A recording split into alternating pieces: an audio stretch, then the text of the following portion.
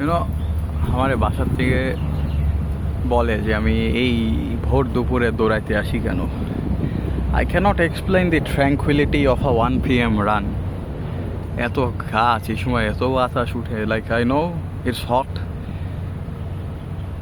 যে কতটা গরম আমি ভালো করেই জানি। As you can see I am drenched in sweat. কিন্তু এই সকালবেলায় আসলে মানুষ থাকে, বিকালবেলা আসলে মানুষ থাকে।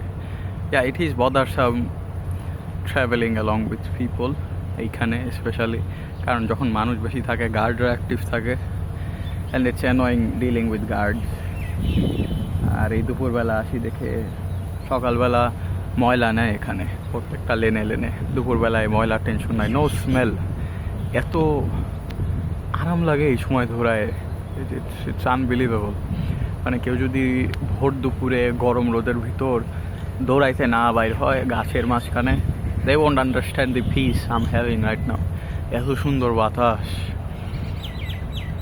দেখ আমার ওইদিকে নয়, আমি যে জায়গায় থাকি এই ভোর দুপুরে বাইর হইলে you will feel like killing yourself, but এই জায়গায় দৌড়ায় ভালোই লাগে, আরাম লাগে। আর মানুষ নাই, কেউ কিছু বলেও না, ইটস সো নাইস। সাথে যদি একটা বিড়াল থাকতো, পারফেকশন।